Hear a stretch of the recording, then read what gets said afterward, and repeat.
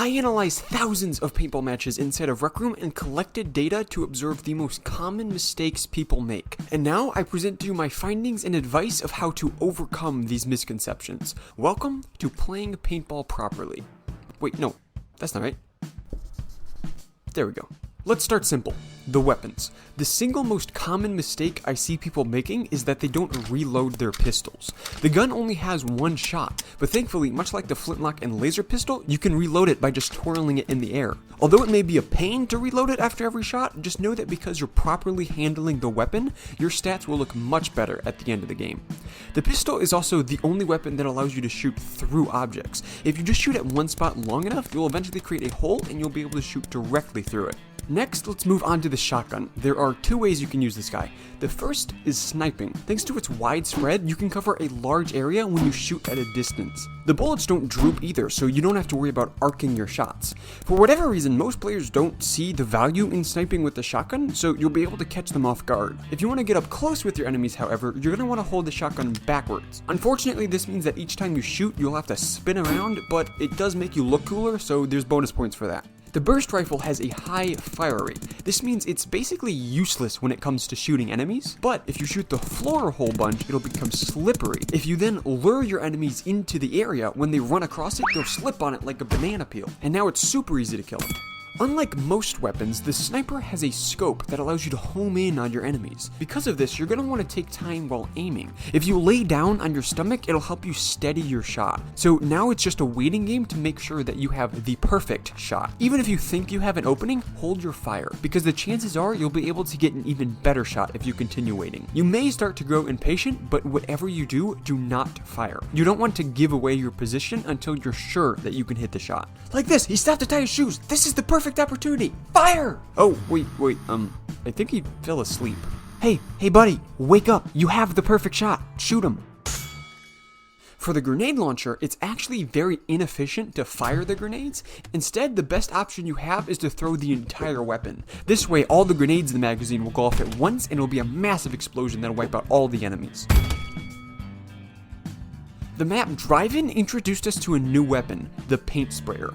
From my observations, I learned that there is definitively one superior method of using this weapon. The globs of paint that are fired from the gun are in the shape of a raindrop. We can use this to our advantage by firing the weapon into the air.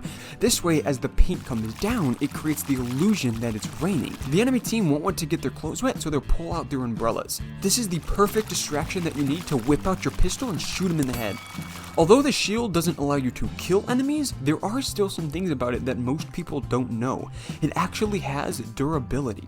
If someone is approaching you with the shield, just keep shooting it because it'll eventually break and it'll leave them defenseless.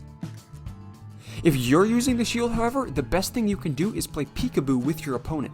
Basically, as you're walking up to them, hide your face behind your shield, but then pop out your head every once in a while. Most of the player base of Rec Room is under 13 years old, so there's a very high likelihood it'll distract them long enough that you can walk right past them. The next thing we're going to cover is the grenades and the mines. The mines only spawn in Drive-In, and they are completely useless. Do not use them. The only thing they're good for is throwing them out of bounds, so if someone tries to cheat, it'll catch them. Grenades, on the other hand, are very versatile. If you want to get the most amount of distance when throwing them, the best thing you can do is kick them. Put it down on the ground, take a few steps back, then run at it and launch it across the map. That's all the weapons, but there are still some cool tricks that most people don't know about. A lot of the maps actually have hidden features that you can utilize while you're playing. For example, on the map Spillway, if you wait 10 minutes after the match has started, it'll actually turn to day, and now it's much easier to see and shoot your opponents. On Clear Cut, there's a hidden button right here. If you wait till someone is crossing underneath the bridge and you hit the button, it'll actually collapse the bridge on top of them. This doesn't just kill them, it removes them from the game entirely. If you look south on the map River, you can actually see a goblin dropping poison into the water. Unfortunately, there's nothing you can do to stop him, so the best thing to do is just to avoid touching the river altogether. If you accidentally dip your toes into the water, chances are you're gonna get sick and probably die. We've mentioned Drive-In a couple of times, but there's still one more thing that we need to talk about. As you've probably noticed, there's a short film that plays on the screen. If you pull out some popcorn and set it down, when a player next comes by, they'll instinctively stop to eat it and watch the movie. Now you can just sneak up behind them and Let's talk game modes. There are two types, capture the flag and team battle. In capture the flag, you want to do everything you can to stop the enemy team from stealing your flag. This means the best thing to do is to camp out in front of your flag and watch for any potential threats. In team battle, you'll notice that there isn't actually any flags. This is because you need to work together as a team to find out where your opponents hid their flag. You don't need to worry about getting shot because your only priority should be searching for the flag. Most teams are really good at hiding their flag, so you're gonna have to look in some obscure places to try and find it. And finally, I have one last tip that'll help you win every game. If you call for a timeout and gather everyone to the center of the map, wait until right as they approach and slap down that subscribe button and tell them to like the video. Got 'em! Then you can pull the grenade out of your pocket.